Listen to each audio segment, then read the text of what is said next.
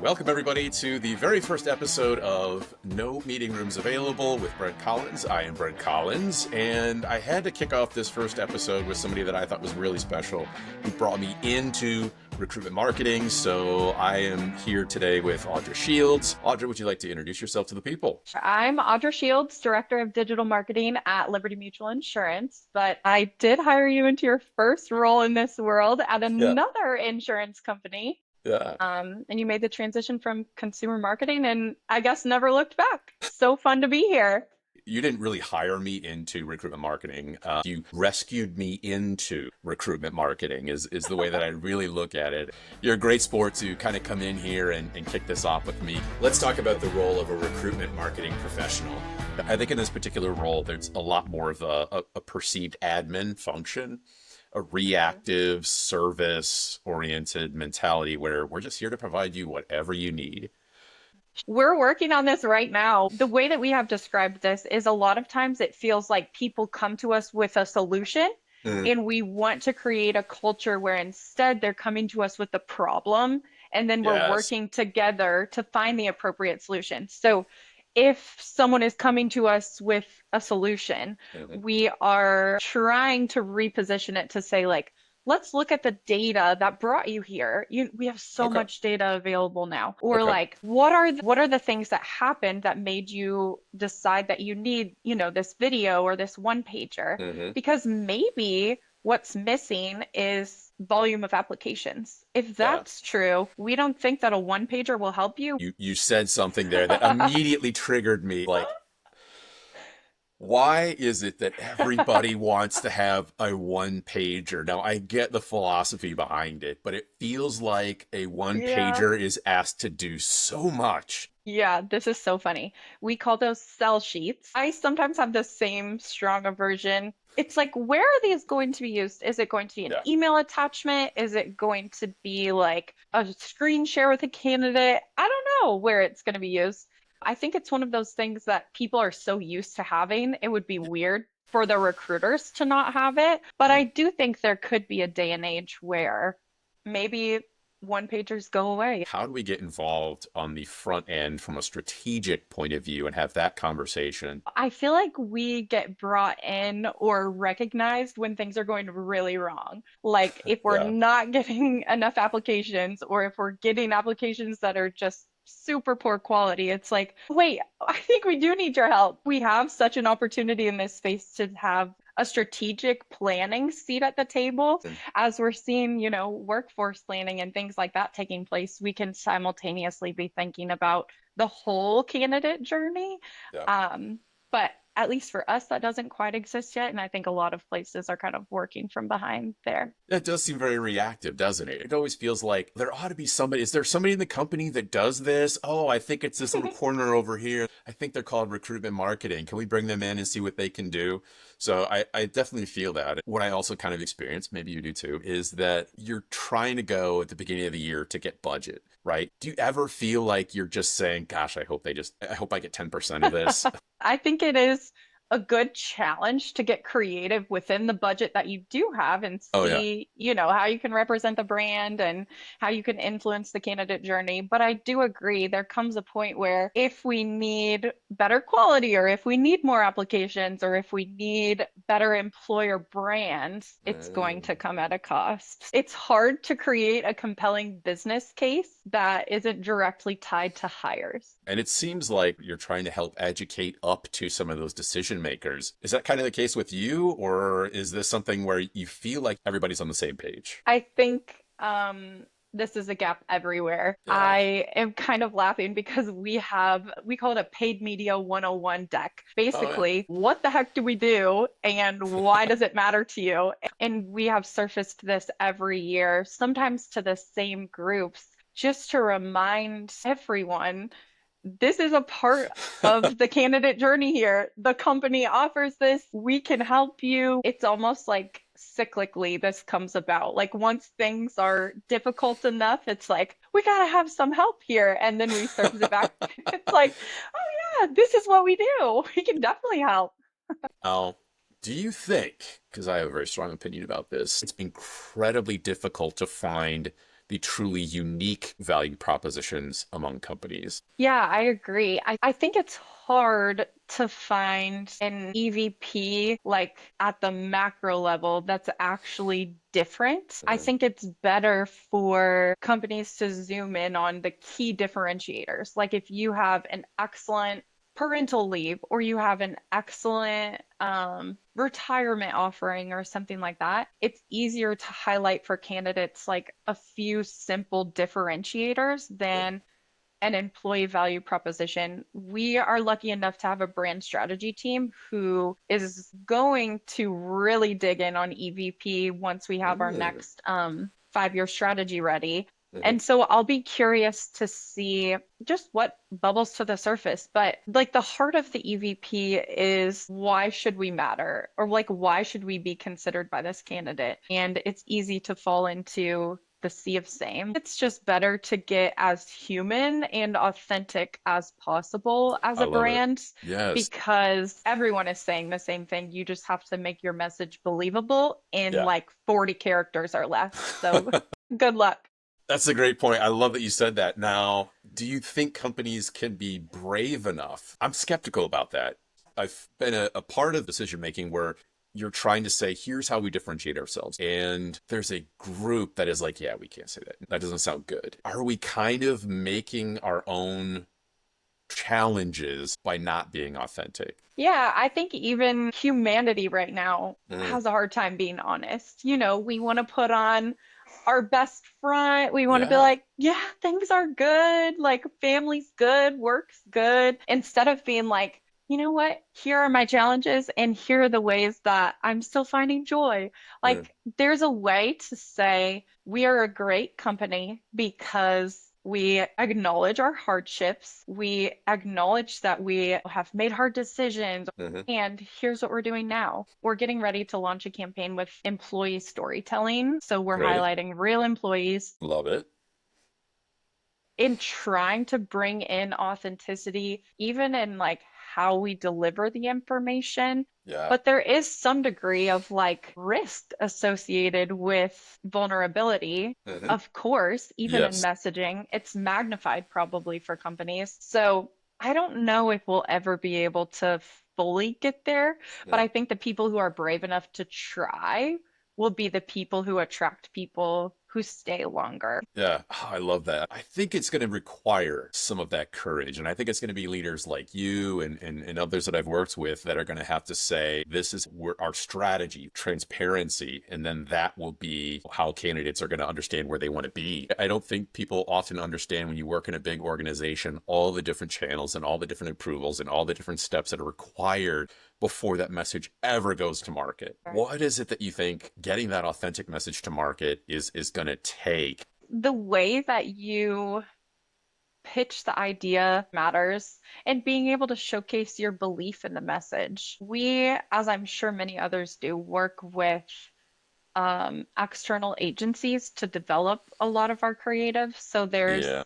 there's relationship management on the front end and relationship management on the back end. And throughout the experience or all of that relationship management, you're trying to think of the candidate relationship and how, you know, people at the different stages of their journey will interact with it. Just thinking about people instead of how many impressions will this get or how many clicks will this get, thinking about the end recipient, thinking about Yep. their personal experience and conveying that in the presentations for approvals, I think is really important. All right, you triggered me again because this is meant to be a show where we can talk about these triggers and maybe it's just my triggers, but working with different agencies and different partnerships and things like that. What are some of your nightmare stories about partnerships or things that just fallen apart? I have one pretty funny one. I was looking at monthly campaign performance, Yep. and there was a huge increase in clicks with a similar number of impressions from a brand campaign that we had in Mhm. market. And it was on a specific tactic. And I was like, this is crazy. Like, did something change? How did this Yeah. happen? Like, I want to know, you know, the agency's perspective on just how this could be. Like, what did we Naturally. improve? What Yeah. levers did we pull? Yep. And I was expecting, a conversation like, oh, we did these strategic targeting changes and Yeah. we, made these updates, or this is our educated analysis of why this happened. But I got an email back that said this can be attributed to fat fingers, like people Uh, accidentally on clicking their on the ads. And I phone. was Yeah. like, what? I was like, this cannot be the actual response. I was Huh. shocked. So I was telling the people on my team, like, they said that this is because of fat fingers. Should we put this in our monthly reporting? Like, Absolutely. good enough Absolutely. for me. It's like, no, this cannot be happening. So that's a crazy one. I love that. That's fantastic. It's like, all the months we spent on strategy and creative and, making sure we had all the approvals and the time it took. Oh, it's just fat fingers. We need to get this ad and target people with fat fingers. If they can use that as a data point in setting this campaign up, we're going to do awesome every single time. Oh. Holy fat fingers. That is impressive. Wow. Okay. I've never heard Yes. that. Like my expectations to work with an agency is don't expect me to have all the answers. That's what we pay you to bring to the table, right? My expectation here is that you will be an expert in certain things that I am not, which is why I pay you to come and do these things.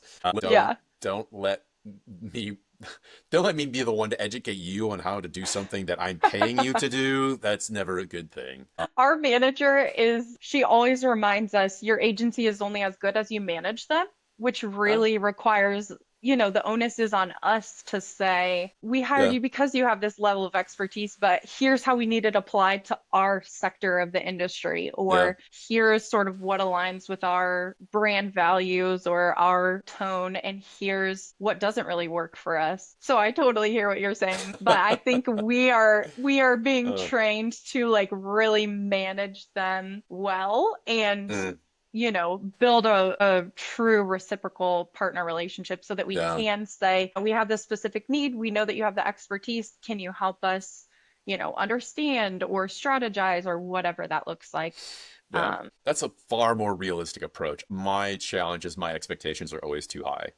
They're yeah. completely unrealistic, and I wrestle with that, but I'm trying to get better. Thankfully, I do work with some partners who are patient with me because I'm maybe not always the easiest partner to work with. I want to recognize when they do come through. I'm always very grateful for that. So if they're patient with me, and they can get through it, then that's awesome. All right, so I want to understand your thoughts on the future of AI. What type of use of AI do you see getting more intertwined with the type of work that we do in recruitment marketing and employer brand? So some of the ways that we're currently using it is helping us like simplify or specify job descriptions and Yeah, things like that, or like job titles if we're yeah, looking to test something new. We can also use it for like market research, or if we have a bunch of data, it can help synthesize it. yeah, On the marketing side of things, you can almost brain dump into an AI, GPT platform yeah. and say, like, synthesize this into something that will resonate with this people group Yeah. Yep. and be this short. Yep. And it's almost like you can use it as a creative sounding board Hmm. or, able to synthesize your thoughts into something bigger and better. So Yeah. I'm excited Oh to yeah. see what AI use looks like in the future. I think it's going to continue to be a thing where you've got people outside of recruitment marketing, outside of having any sort of graphic design expertise, and they will create their own stuff. Oh, yeah. And they will now have a tool in AI where they are going to be these pseudo marketers, totally going rogue. Do you have any examples of that where you just were like, had to be the brand police and you're like, no, nope, shut it down?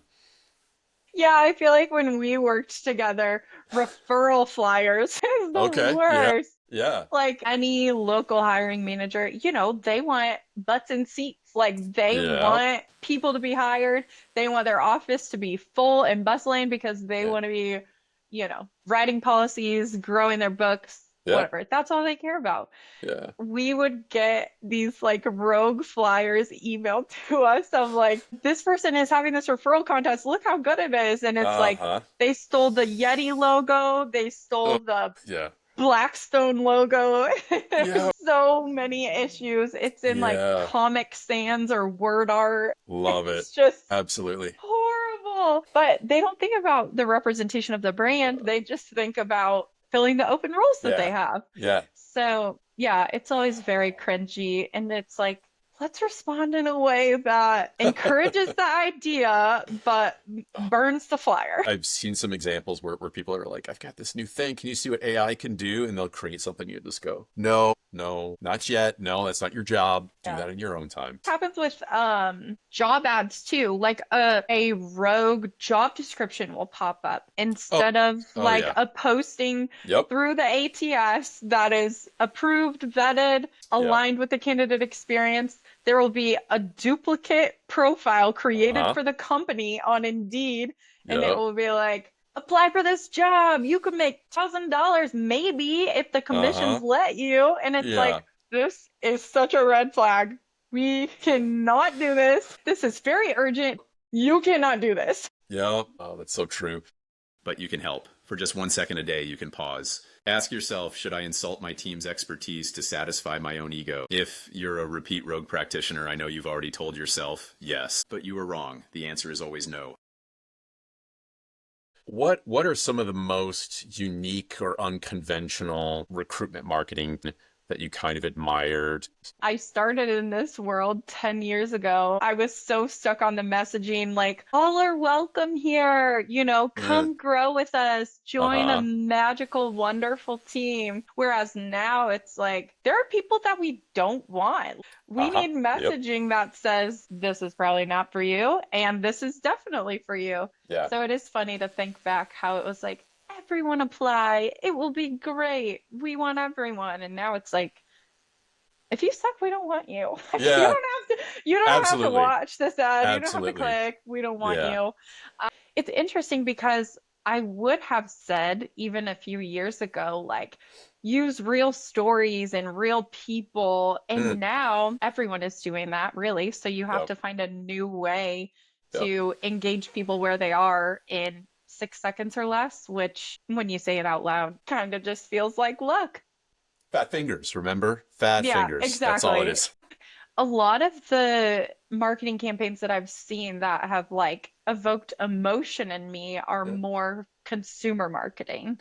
Mm. Or like the Dove commercials that talk about like how our girls think about their bodies. Okay. Yeah. I'm like, oh my gosh. So if you can make it personal, I guess that's something that works for me as a Yeah. consumer, Yeah. just like hitting on the things that are most important to you. Like maybe if we know that everyone is going to have competitive pay and benefits, like how are you going to help my family? Or how are you going to allow me Mm-hmm. time to freely be with my kids and not be worried about if you're watching my green bubble or if, Oh. like if there are ways to convey the Uh-huh. culture message without saying, we have a great culture where you belong, I think it gets back to We have authentic casual storytelling. Fridays. Yeah. Yeah. Yeah. I think that's such a huge thing. Like I really want to go down that path. This is actually the biggest trigger for me in our conversation. So let's just get to it. Will some companies now use RTO as a strategic competitive advantage to recruit high caliber talent based anywhere that they wouldn't have been able to attract if they had a 5 days in office culture? Yeah, absolutely. I mean, last night I was talking to my mom about doing this podcast with you, and I was telling her about your story, and she was like, what? They're losing like great talent just because they want them to live in a specific place? Like, that doesn't make any sense. If you have Yeah. great talent, you want to keep it. I think that most people have found that the balance, like the flexibility to go into the office a couple days a week and then also be at home is really a good mix because we are communal people by nature. Yeah. I think that it is a gift to be able to go into the office a little bit, maybe because I am a fully remote employee, but I do think the company is mandating 5 days RTO. I Mhm. think there's going to be like a resurgence of burnout and the great resignation. People Mm. aren't going Yeah. to stay, I don't think, Yeah. if they know that some flexible options are available for companies who are growing and thriving and seeing a lot of success with those hybrid models. Yeah. Yeah, it's a good perspective. Yeah, my situation is exactly that, where you've got some folks who are saying we would rather have everybody in one place, which it has its own benefits and merit to that Yeah. for sure. It's sort of ironic in my point of view in saying we rely so much on technology to help enable us, and it has allowed us to get more done and be more efficient. And it's not perfect. It's got flaws and its frustrations and stuff like that. Yeah. Yeah, but can you sit next to each other all day long, every single day? And can we go back to the way that things used to be? It's almost such a contradictory idea, but Yeah. let's do a little bit of rapid fire here, just to get to know Audra. What is your favorite drink or beverage? Mm. It's a softball here. Cold brew coffee for Mm, the coffee side, and then Element for like electrolytes and hydration mixed in my okay. water. Citrus Element with a lemon squeezed in there. All right. Delicious. All right. Healthy. We're going to get some sponsorship dollars from them real quick, I can tell. All right. What brings you energy, like in your day? I love my garden. This time of year, our garden is just bursting. My husband jokes that it's my fourth baby. So just going out there and seeing, what has grown, what's starting to produce Yeah. veggies, what flowers have bloomed. Um, Faith is important to me, so I feel like a lot of metaphors and scripture like come to life in the garden, Okay. and Yeah. it's just so beautiful. It's my favorite hobby, and it brings me lots of energy. Wow. Yeah, I can relate to that at my house. My wife is all about her garden, so I've had to like build all these planters and stuff. And she goes out and she talks to them every once in a while. It's the thing. Yep. All right. So, what is a good day at work for you? Like, Mm. I am on the Myers-Briggs 99% extroverted. So you can imagine for a totally work get from that. home Yeah. for a work Yeah. from home employee, I'm always like, "Oh, who's walking? Who's walking? I'll be right back. I gotta go interact."